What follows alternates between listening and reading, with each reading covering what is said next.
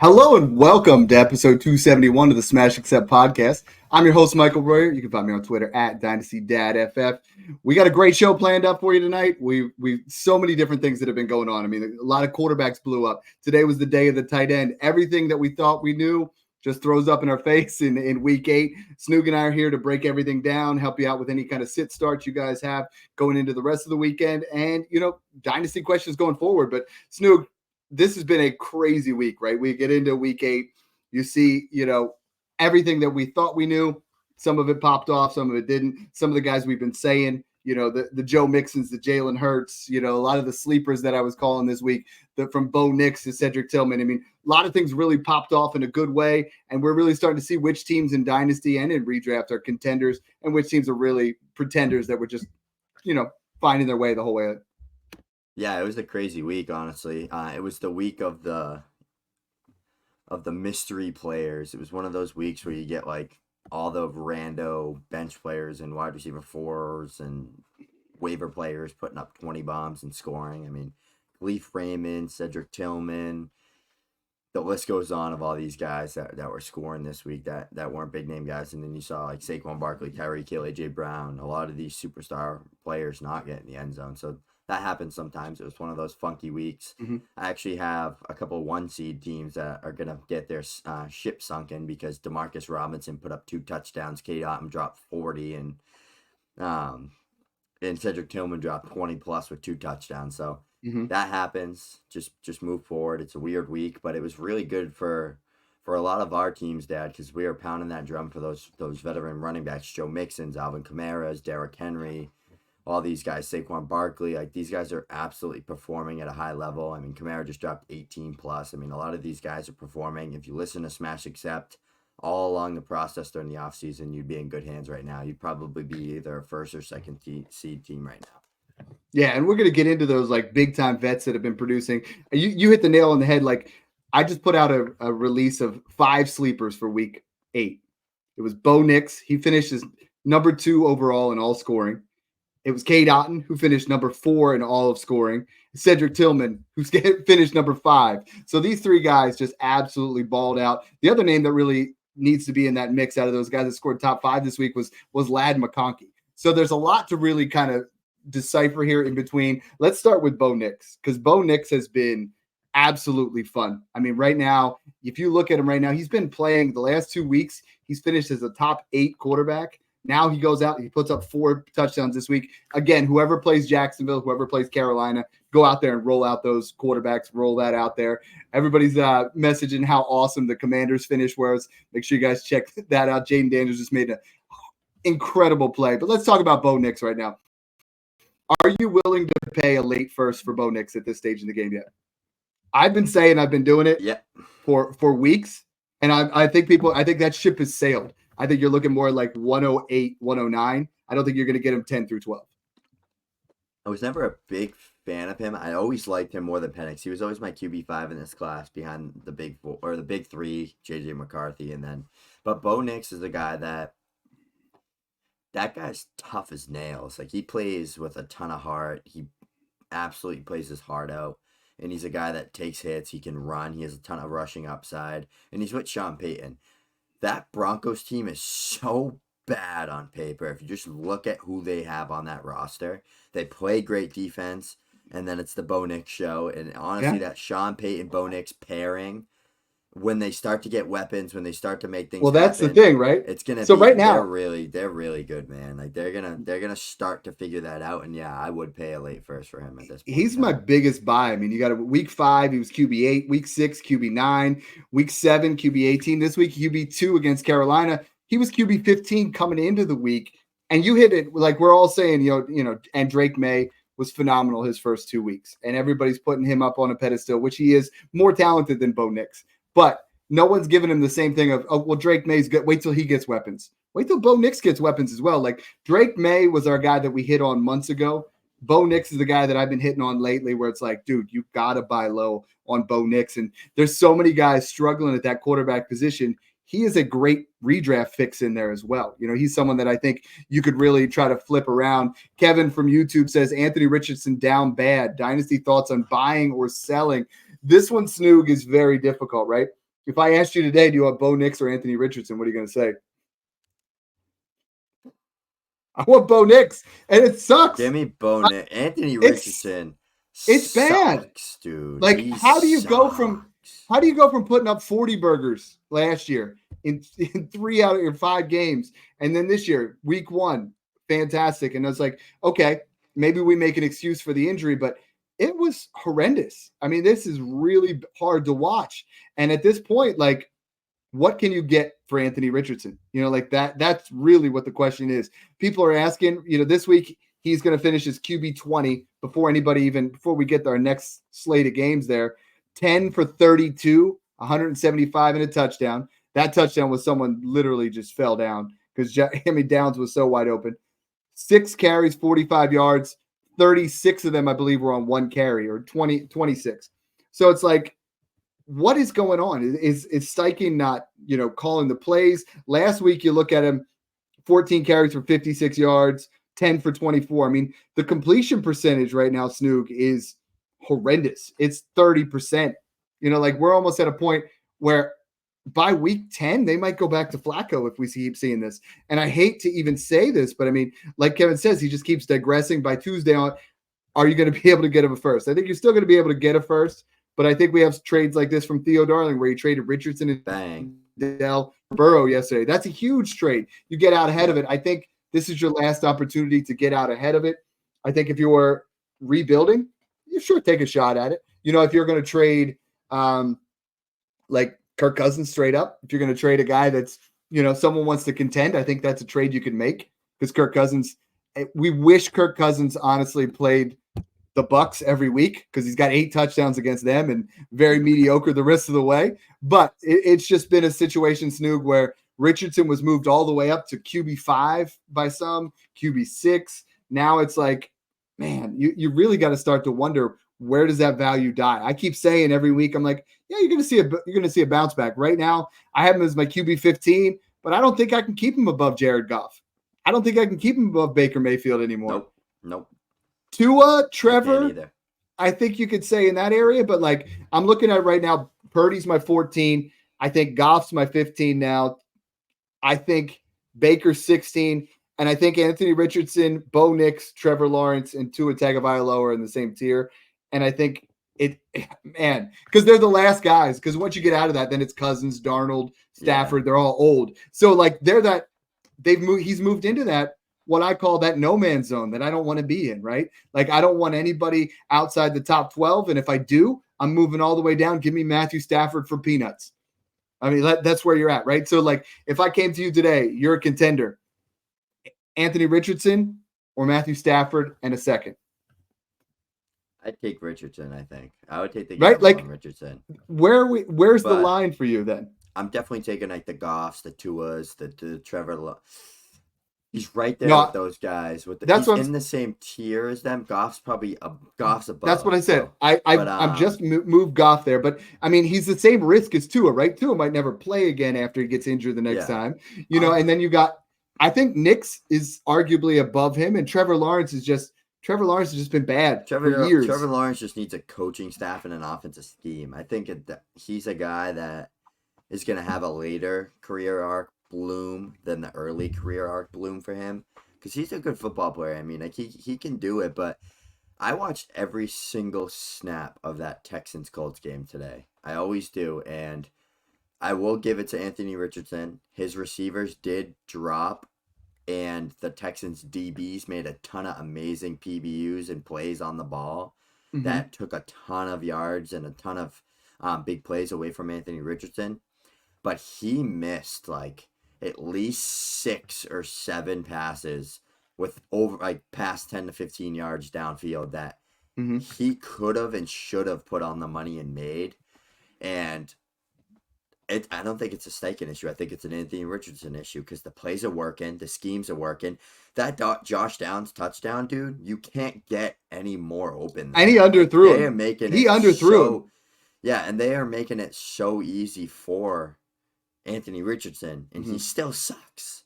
Yeah, like Adonai Mitchell should have had like 3 touchdowns. Like he's just not an NFL QB right now. He can be one. He's still 21 years old. He's a great athlete, but when it comes to putting some damn touch on that football, he couldn't hit the broadside of a barn from standing 10 feet away from it right now. It's like Austin Powers 3. Someone stole his mojo. He's got to go back and get it. You know what I mean? Like, he is week 1. He was the QB4, 212 for 2 touchdowns, ran for 56 yards and another touchdown. He has not ran for a touchdown since. Week 2, 17 for 34. Week 3, 10 for, and then he got hurt week 4, 10 for 20 in week 3 for 167. And it's like, it's just progressively gotten worse to a point where, you know, he's got a tough schedule. After Minnesota this week, he's going to go Buffalo, Jets, Lions, Patriots, Denver, Tennessee. That's just horrible. Like, that's about as bad as it gets. And watch, that's when he'll turn it around, right? It'll make no sense, and he'll just ball out, you know. And that's the interesting part about Anthony Richardson, is it's flies in the face of reason. Our guy Connor Armheim, again, guys, he's joined the Patreon Discord. Guys are blowing up in there. This is one this morning. I answered 100+ start sit questions. A lot of you guys on Twitter are like, Dad, you didn't get to my question. I'm trying. I am trying. The only way to get that for sure is in that Discord. Get yourself in there. Connor's in there. He says, hey, boys, real quick question. Love, I get Jordan Love, give Goff, Ayuk, and Mason. 10-team, 2 quarterback. I'm a heavy contender. Would you make my QBs Hurts and Love planning for the rest of the season? Now, Love did get hurt. Yeah, I want to see what has to happen there. I heard Dad LaFleur said that it's pretty not serious, but it's definitely something that they got to really focus in on, take the precautions and see what's up, because it seemed like pretty serious, like he's going to miss a few games at least. Yeah. So, and this is a groin's playoff no joke, team, especially when you're a gunslinger. Like, that's your base right there. Like, you're swinging your hips, you're following through that, like that torque motion. That's like, that hurts, man. Like, pulling your groin or whatever the injury is and trying to throw consistently, especially a guy that throws off his back foot and all these fancy throws that doesn't set his feet.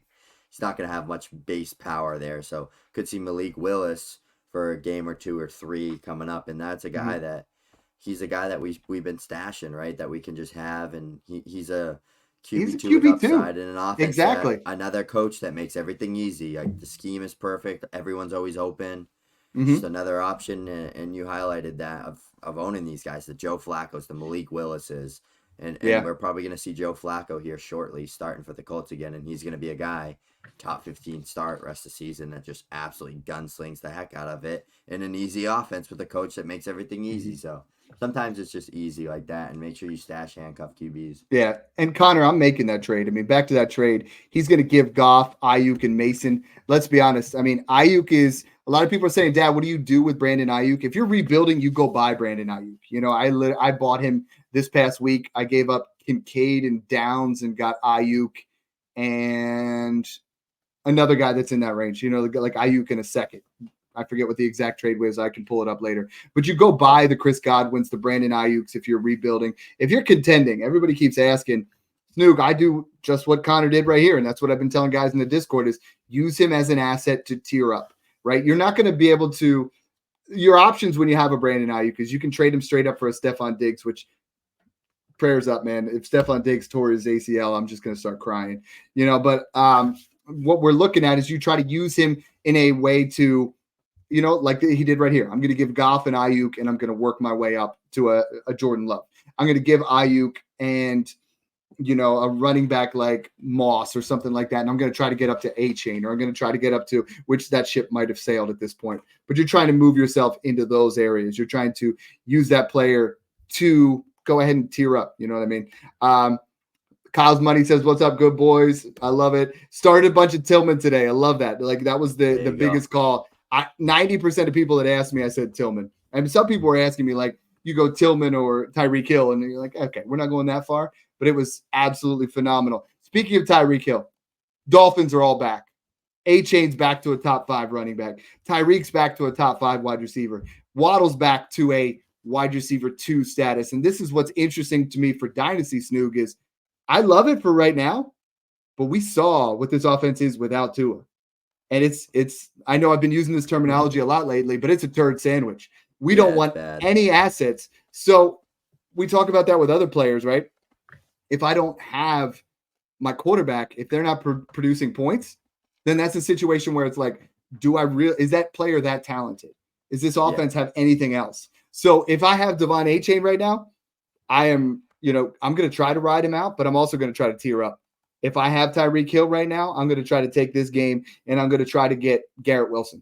I'm going to try to add a little bit to get a younger, just as elite type player. Because Snoog, I'm worried. If Tua plays out the rest of the games, great. You got a wide receiver 1 or RB1, a wide receiver 2, and even sprinkle in Jonnu. If he misses any more time, it's bad. I mean, it's really, really bad. We've seen it. They're not even startable. Tyreek outside the top 30 every single week. A-Chain outside the top 24 every single week. So how do you go about the Dolphins? I'm 1, excited, but 2, I'm like, from my dynasty perspective, what do I do now? Because I have a sell window now. I'm nervous just in terms of the longevity of the position. In redrafts, I'm definitely just riding it. I'm fine with it. I'm owning Dolphins players. I'm just going to bank on. I mean, I watched a lot of snaps and a lot of the parts of the game today. They were getting that ball out of Tua's hands very quick. Mm-hmm. I saw they brought in a lot of 2 tight end sets, just giving him max protection, right. giving him time. They were playing it smart with him.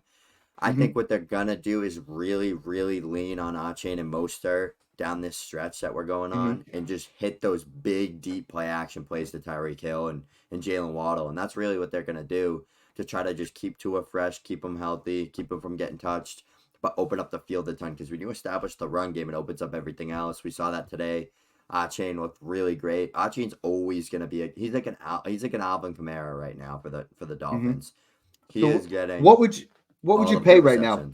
Let's start with Tua. 108. I pay a late first. If I can look at a first and project it late, I'd pay that 1. Because you almost have to look at Tua Tagovailoa right now as the same as Jared Goff, right? Not even Jared Goff. Jared Goff's safer. Maybe even Kirk Cousins area where you're like, okay, he might have 2 years, but we could see an injury where that would be it. You know what I mean? And that's the tricky part. Tyreek Hill, would you rather have? Are you ready? We'll start out. We'll start out a little bit on the low side. Would you rather have Tyreek Hill or Deebo Samuel? In Dynasty, give me Tyreek. Yeah. Zay Flowers. Tyreek. DJ Moore. Tyreek. Chris Olave. Because Tyreek. Kevin was asking that. I'd take Tyreek. Tyreek's a difference maker. And all right, none of these guys are. Devonta Smith. That's close. I think I'm taking Smith. I'm taking Smith there. That's kind of the line. Everyone's all stuck on that 0.8 game from Devontae Smith last week. He's nasty. I mean, he's dropped 15 plus in every game this year, other than that game, and he had 2 20-point games already.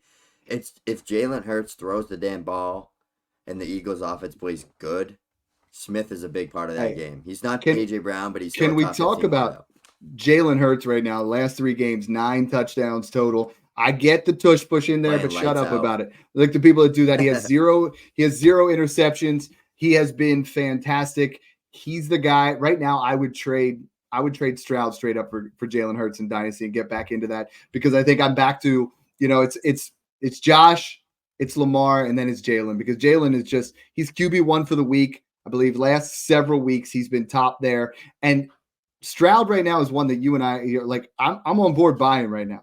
But we got to start seeing it. We got to start seeing some points. He's been fantastic. But you look at Jalen the last 3 weeks. NFL perspective. 30. Oh, yeah. It's been elite, but it's just 32, 28, and 42. Like, he has been putting up absolute monster fantasy numbers. I think Jalen's back to where he is. I think the interesting part is just trying to figure out, like we talked about, with the Dolphins offense, what we're trying to do. And then with this Texans offense, man, if we lose Diggs, Nico Collins, when he comes back, is going to arguably be a top 3 wide receiver.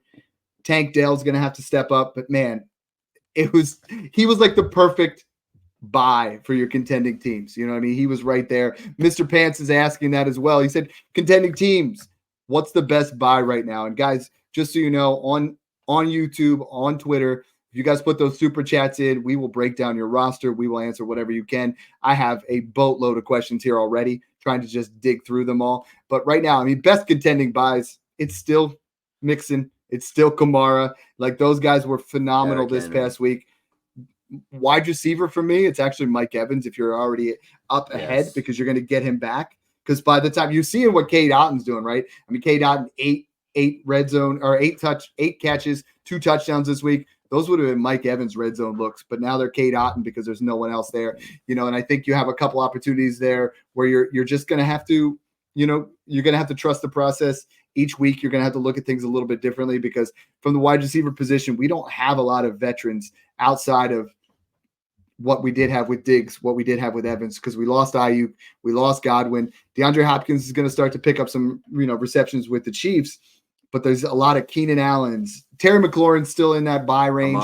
I think Amari's an amazing buy low right now, and same with Devontae Adams, just because people expected them to just join new teams with brand new playbooks and automatically be elite.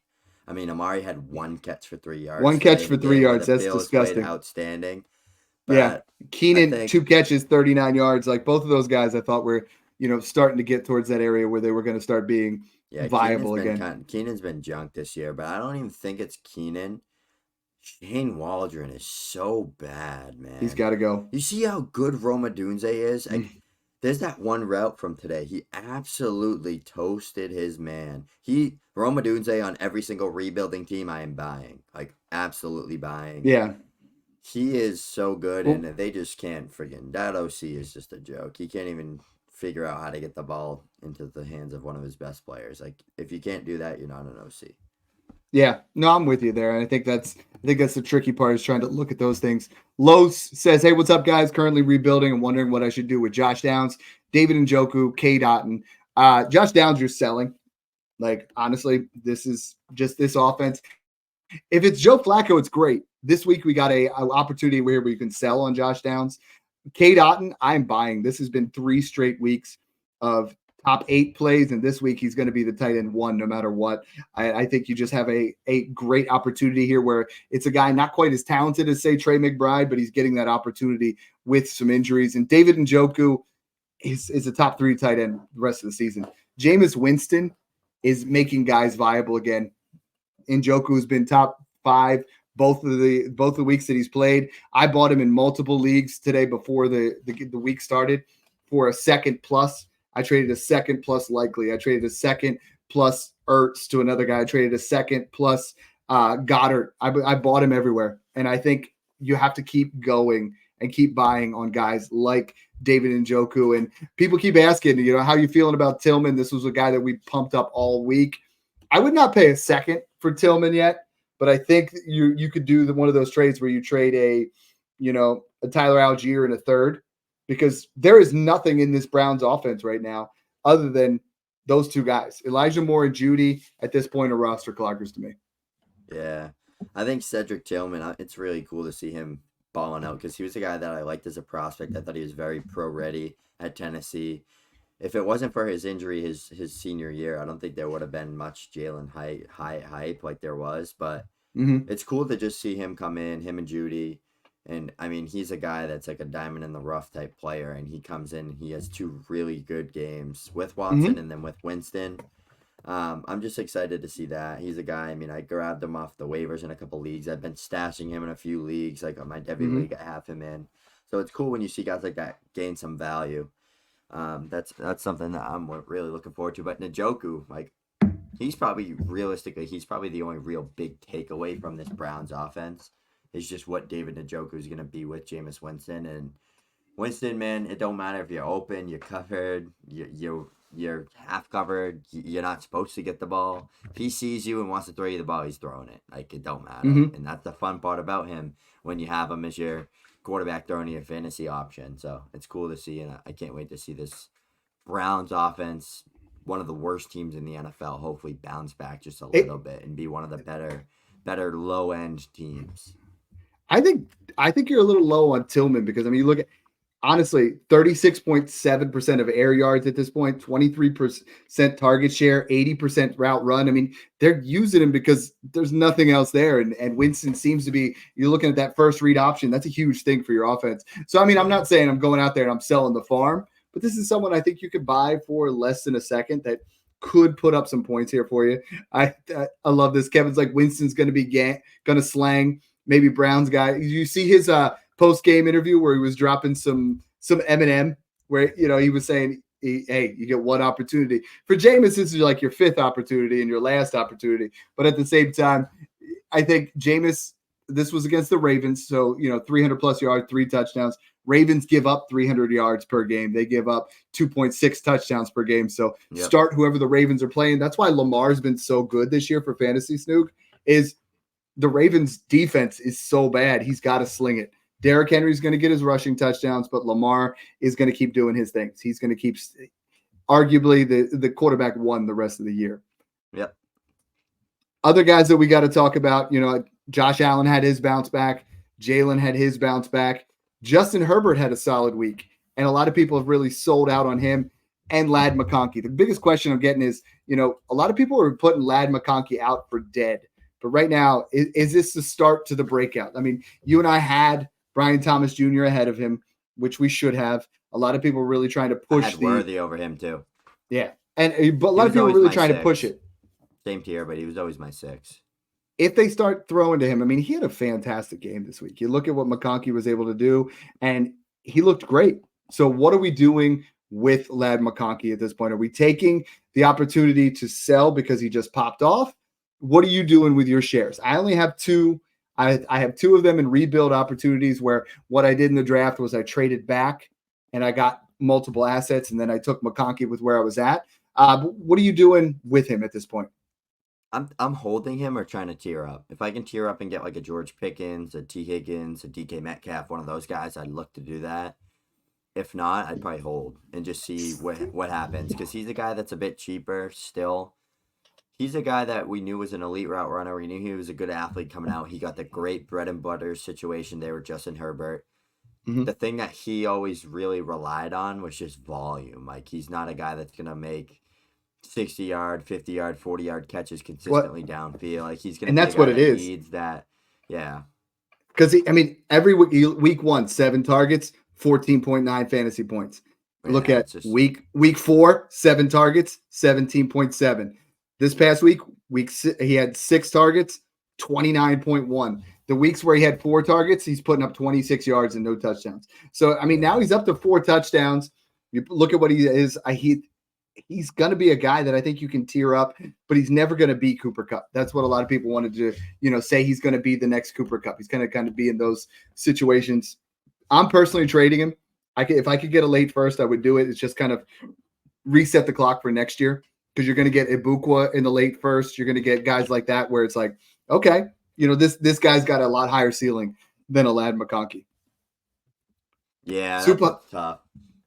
It's cool, too, to see, because if you look at how good this rookie wide receiver class has been, Neighbors and Marv, Neighbors has been outstanding. BTJ has been outstanding.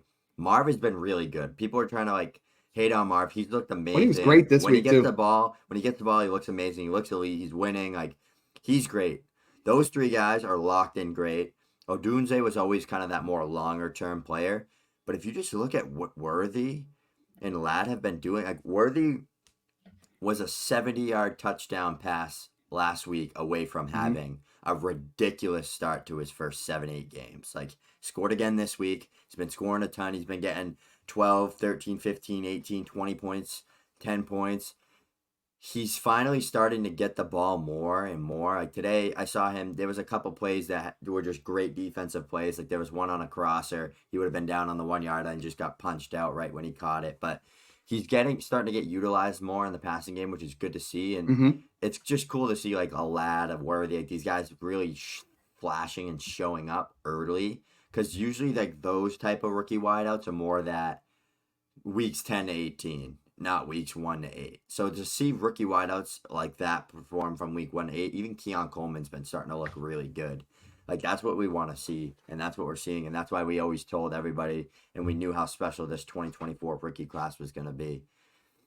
Yeah, Mahomes, 38 pass attempts, 2 touchdowns. This is a little bit where we almost see him as a top 12 quarterback. If they have to pass more and you start to get some of these tougher games, we got Buffalo coming up in 2 weeks.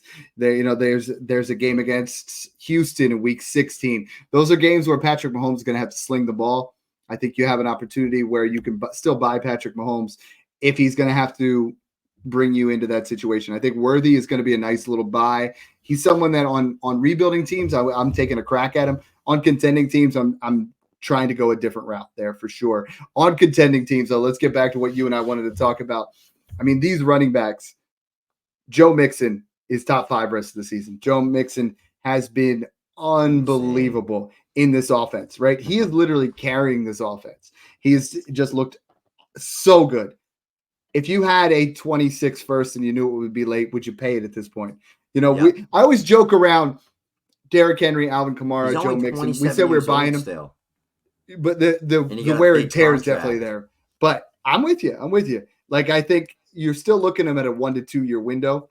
But if you can get this type of production for 2 years, I would not pay a 25 first, but I would pay a 26. He's played in 4 games. All right, listen to this stat. Against New England, he only had 42% of snaps, and he had 27 points. That was fresh off the ankle sprain. But he's played in 4 games where he was healthy. 26.8, 27.2, 26.4, 23.4. That is absolutely outstanding by Joe Mixon. And I think, especially now, if Diggs did tear his ACL and is going to miss significant time, when Nico comes back, Diggs was kind of that underneath weapon for them. I think Dalton Schultz and Mixon take a little bit of a bump there, especially Mixon. He's a guy, he's catching 4 to 5 to 6 passes a game in this offense. I think you're right on with when Derek Carr comes back, and the Saints O-line looked great today, finally. I think that you're looking at, for like the best running backs to own right now, it's going to be probably like a mixture of Bijan Robinson, Jahmyr Gibbs, Alvin Kamara, Joe Mixon, Derrick Henry, Saquon Barkley. Mixon, the 4 games that he's finished, because he left early on the one, RB2, RB4, RB5 with 5 touchdowns, over 100 yards in every single game, with multiple receptions in every single game, only 1 receiving touchdown. But I mean, like, dude, he's just been so good. This is someone that we talk about all the time. But now I'm like, you know what? The heck with it. I'll pay a 26 first. And I balked at it in one of our Smash Leagues. Shout out to Big Fish Dog. He kept trying to get me to pay the 201 because it was his, and I wouldn't do it because there's certain times, Snoog, where if you don't need it, you don't have to buy Joe Mixon right now. Like, I have teams where I have Saquon, I have Bijan, and I have Breece Hall, and it's like, I'm not going to start him, so I'm not going to pay for him right now. Like, a lot of people just buy just to buy. When you have an asset like a Kamara, like a Mixon, like a Henry, you don't need to buy just to buy. If they're going to be in your starting lineup, go ahead. But at this point, it's like you don't need to do that until like week 8, week 9. Kamara, everybody kind of wrote off for dead this week. They're like, man, he had a bad week last week. Now he's back. You know, he had 67 rushing yards, 6 receptions, 55 yards, 11 targets. Derek Carr's coming back all year. With Shaheed out, it's going to be like that all year. Kamara's going to be a 7 to 9 target guy a game. Yeah, and that's really the biggest thing is Derek Carr will be back next week. They've already kind of confirmed that that's where he was going to be. Chris Olave had a really nice week. 14 targets, 8 receptions, 107. I was saying this past week in the Discord, guys, go out there and kick the tires and try to buy Chris Olave cheap because there's nothing else to pass to here. It's Kamara, it's Olave. Now that Shaheed's gone, this offense is just going to be tailored around those 2 guys. And I think that's a buy window there because he is super talented. A lot of people were like, oh, he was just propped up because of Ohio State. No, it's just the situation hasn't been ideal there. Speaking of other situations that haven't been ideal, Kyle Wynn says, what would you do with Corum and Adonai Mitchell? Hype was there before the season. I feel I missed my chance on both of them. You paid a second. You're not going to get a second right now. You got to hold them. I mean, you just wait until if Josh Downs goes down and Flacco becomes the starter, Adonai Mitchell's going to put up really nice numbers. Blake Corum, man, it's been like I saw the usage much more like 60-40 at minimum. Now it's like it's 95-5, Kyren, he's still a premium guy to hold. You see some flashes when he gets in there, but this is definitely Kyren Williams' offense. I would not actively go out there and try to sell either of them. I would get them tossed into deals though. I mean, I think you can get Blake Corum really cheap. I think you get Adonai Mitchell cheap. They're both going to increase in value. When we do our locks to increase in value, these are some of those guys that you're looking at because they're rebuilding buys. People don't want them. And Snoop, so many people, everybody wants Derrick Henry right now, right? Everybody wants Jaden Daniels. And sometimes you got to look at what don't people want, right? I was buying Mark Andrews the last couple of weeks because nobody wanted him, but he's talented. Yeah. Now look, he's flashing. He's been back. He's looked really good. Nobody wanted, like that. That's the problem. It's like no one wants certain players. And those are the guys that are the ones that you really got to make your mark. You got to go out there and say, I'm going to go out there and I'm going to buy Andrews because nobody wants him and I believe in the talent.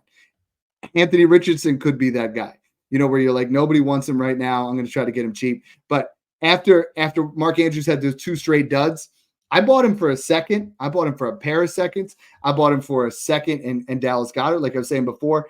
Since he's come back, tight end 18 as he was working back in, tight end 6, tight end 9, tight end 3. He's put up 5+ targets in every single game. He scored 4 touchdowns in the last 3 games. So like Mark Andrews, your buy window there. I mean, I think I got one opportunity where I sold Kincaid for Andrews in a second because Kincaid is frustrating the hell out of me. Like Kincaid is one that just doesn't make sense today, but just doesn't. It did, but the yards weren't even there. I mean, you look at Keon Coleman blew up again. Keon Coleman might be here to stay. I'm like, this is back-to-back weeks where we're seeing him really look good. Shakir was in there. I mean, Keon Coleman this past week, last week was wide receiver 15. This week he's wide receiver 14. 7 targets both weeks, 195 yards between the 2 games. He scores a touchdown here. I don't know, man. Like, this might be your last opportunity to buy low on Keon Coleman. Whether you like the talent or not, him and Josh are starting to lock it up. You know what I mean? So you're saying Amari. I'm saying I'm buying Keon because Josh Allen's going to have some big games. I mean, he's got Kansas City in week 11. Today. San Francisco. He's got the Rams, the Lions. I mean, these are like shootout type games that Josh Allen is going to throw the ball, throw 3 or 4 touchdowns, and you got multiple assets there to go for. Yeah, I like that. I think I'm right there with you with buying into Keon, a guy that I wasn't really super high on, particularly as a prospect, but I think he fits exactly what Josh Allen wanted, needs, and plays to his style with having that guy that can win that one-on-one ball, and he's been that guy there. But going back to A.D. Mitchell a little bit, him and Rome Odunze are amazing buy lows on rebuilds and 1-year punts. I think you could literally make an entire highlight tape of Anthony Richardson and Joe Flacco just missing Adonai Mitchell on touchdowns and 50+ and 40+ yard plays. I've seen so many plays and snaps of Adonai Mitchell just absolutely toasting DBs, breaking their ankles, looking like an elite route runner. Like, he's one of those guys that if you box score watch, you don't think he's good right now. Right. But if you've been watching the tape, the film, and you've been watching games, like today, he was cooking Derek Stingley, and I'll openly say that as a guy that loves the Texans. Like, I watched so many of the plays and focused in on Adonai Mitchell when they were on offense. He was like seconds away from scoring a big touchdown. It was just slightly too far right, and AD couldn't get his second toe drag there, but it would have been an impressive, crazy, like 40+ yard catch. But he's very, very good, dude. Like, he is in any other situation, like if the Pats took him or if some of these other teams took him, I really think he would have been above Vlad McConkey, above Xavier Worthy, and right there, like, as the wide receiver 5 in this class for me. But yeah, so I would really try to get him thrown in on deals, because what you can really do with an Adonai Mitchell, right, is you're rebuilding and someone else is contending, and you're getting to a spot, you're making your trade, and all of a sudden you're like, this is pretty close. If I give you Zach Moss, will you give me Adonai Mitchell? He's not doing anything on your team, and Moss can fill in for you, and I think that really gives you an opportunity, and I think you get that done. But I mean, I want to go back to what we were talking about, is like players just underperforming right now just gives you such a opportunity to buy. And I think that's really what we got to try to key in on here is, you get some of these opportunities. You get guys like DJ Moore this week, 5.4 points. We have Drake London, 7.4. Everyone wants to buy on the weeks where they put up 30. And like people in Dynasty don't realize the recency bias. Last week, you probably had to pay the 103 for Drake London. The fact that he scored 7.4 fantasy points when they put up 40+ or 30+ points, you're going to be able to buy him a little bit cheaper than you were last week. It shouldn't work that way, but it does. Same with Jaden Reed. It's like you're going to be able to buy him a little bit more because he put up 7.5. Kenneth Walker put up 8.5 against the Bills, and you're like, oh, shoot, somebody might panic on that. Amon-Ra St. Brown is not performing the way he should. I think he's a great buy low. He put up 8.7 this week, someone that I think you could really get a lot cheaper than you should be able to. Devontae Adams is what I really want to talk about now with that Jets offenses. Devontae Adams put up 9.4 this week, nothing flashy. He went out there, and everybody's like, they're going to completely forget about Garrett Wilson. 6 targets, 54 yards. So now in two games with Devontae Adams with Rodgers, 15 targets for only 84 yards. Everyone was trying to say it. They're just saying, well, this is going to be his offense, right? Garrett Wilson's going to take that back seat. Garrett Wilson is not that guy. He is not going anywhere. I just bought him. I got him in a second for Puka in a third. I think he's someone that he's wide receiver 5, right? But we still haven't seen, aside from 5 and 6, we haven't seen those boom games. This week, though, 8 targets, 113 yards.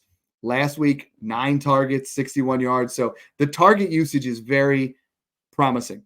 The touchdowns are going to start to come, but I think you really, this is your last opportunity here. There were no touchdowns this week. If he scores a touchdown this week, he's off the tables in most of your leagues. Yeah, this situation's really driving me crazy because, man, the Jets just look like terrible. And it's holding back Breece Hall. It's holding back Garrett Wilson. They can't put together drives, and that's the issue with them. And it's honestly, I watched a whole breakdown on it. It's not anyone consistently being bad. They're all taking turns making mistakes that are causing these drives to fall apart. Garrett's been by far the best player on this offense, though, like by far. And that catch at the end of the game that they screwed him on was an easy catch. Like, the Jets should have won that game. And as a guy that loves the Patriots, I'm from Boston, that wants the number 1 overall pick, I was friggin' pissed when they didn't review that play, because that would have been another 30-plus yard catch to Garrett Wilson. Would have put him at like 140 receiving yards today. He had another catch that was over 20 yards that got called back for an illegal shift that was not an illegal shift. So it's just little things like that are just holding him back from really hitting his stride. But as far as, like, he had that amazing sideline catch, Dad. I don't know if you saw it, but he literally caught the ball in between a defender's hands and just extended his arms out and toe tapped the sideline. Impressive player. I mean, he's a guy that is going to give you those big weeks with Rodgers, especially.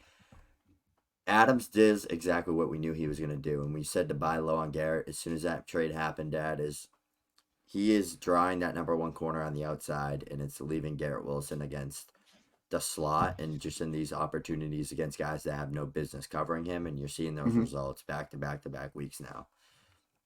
So I love it. This week, we're going to try to bring you as much YouTube content as possible. We're going to try to really crank it out there. We're really encourage you guys to join the Discord right now. I mean, there's been guys that have been sending me messages this week.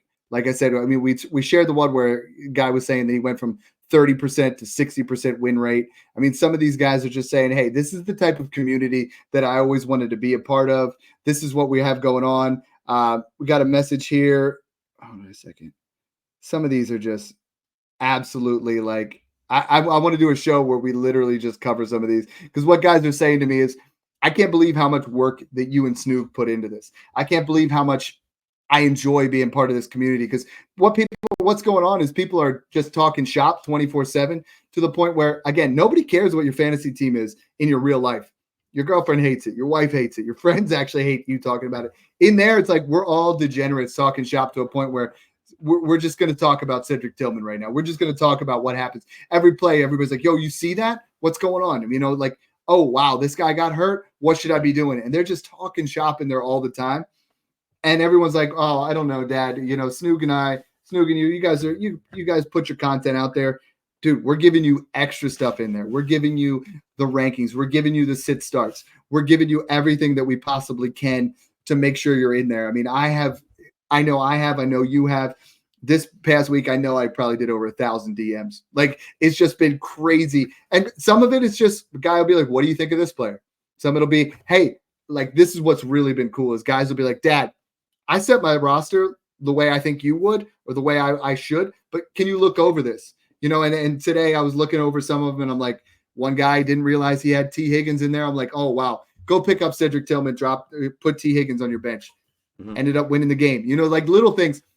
$5 a month, is it worth it for 20 cents a day to win your wet matchup for the week? Like, it's crazy, because you have people that are in there trying to help. Snoog, I know you've enjoyed this experience.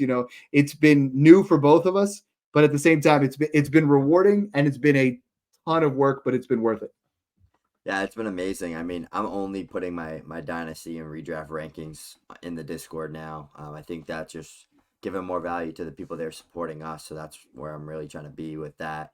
Putting out weekly rankings, running back, quarterback, tight end, wide receiver rankings, just from a redraft and dynasty start Mhm. perspective in the Discord. Every week I put those out, as well as just trying to update my dynasty rankings. Same things, positional rankings. Try to update them when needed, but trying to just keep those in there, letting those live in there, and helping out everyone in there with start stits, trade rankings, and all that good stuff. I mean, Yeah. it's funny. I literally wake up. There's like 40 plus messages in my chat with Snoog section, and there will be people in there answering questions already for me because like Mhm. everyone in there is just bonding, having fun, talking ball together, and they just want to get in there and talk shop. So you're getting advice from Dad and I, as well as 400 plus other people that care about your fantasy football team. So it's really fun in there for just $5 a month, just to help us support the channel and the time that we put in. It's really fun, and we're building something special here. Absolutely. And even there's guys, it goes all the way up to $5 to $20 a month. The 20 guys are just like, hey, here's my phone number. Let's talk. Like this is what we're gonna do. This is what we'll set you up for the week. So I mean, we're here to help you guys absolutely dominate. What I love to hear is when you guys are winning because of the decisions that we've made. It stings me when I make a decision where I tell you something that you shouldn't do, like buying Anthony Richardson or buying Dalton Kincaid. We're right a lot more than we're wrong. We're going to continue to bring that. This week, we have a lot of great shows. We're going to bring you some locks. We're going to bring you some buys. We're going to bring you some sells. So thanks again for tuning in, guys, and enjoy the process.